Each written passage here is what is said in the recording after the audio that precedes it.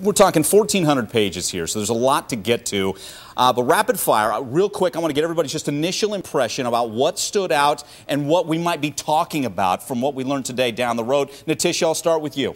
Well, right off the top, Mike, I think it's the wiretapping. Anthony Lazzaro being used as an investigative tool by the investigators in this case. He had a meeting set up with Lee Anthony, Casey Anthony's brother. They had a car that was hooked up with not only audio, but also a camera inside the car. Now, he didn't find out too much from Lee Anthony in this. Some of the things he did find out contradict some of the things that Lee Anthony recently said in this deposition that he gave in the civil case. One of those things being that Zenaida Gonzalez is someone, a name that he had never heard before. Now, in this with Anthony Lazzaro, we find out that Lee says, well, Zenaida is a person who possibly hung out around the house. Right. So now this contradicting story, but I think it's very important that he was used as an investigative tool. And also, will this come into evidence once the trial happens? Gotcha. Mike, we never heard anything at all. I read the whole transcript on Friday when all that came out, and there was not one mention. When he was asked about Zenaida Gonzalez, he goes, no, never saw, never heard of it. Yeah. So I think he impeached himself right there. Gotcha. Marva, I know you've been poring over the documents as well. What's standing out to you, Marva?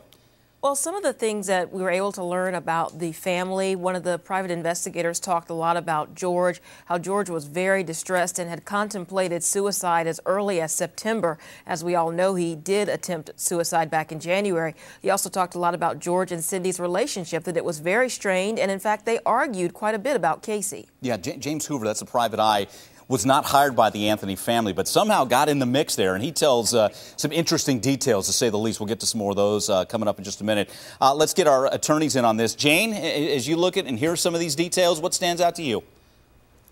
What stands out to me is on the ex-boyfriend's MySpace, once again, this chloroform. We hear winning over a woman with chloroform. And what does that tell you? That tells you, it's like a date rape drug to him, and maybe that's what the chloroform traces in her car were all about, and maybe it's not the murder weapon as alleged. Okay, so you're arguing defense there that Ricardo Morales is the source of chloroform and not Casey Anthony. Well, I'm arguing that's where those hits come from on the computer, that's for sure.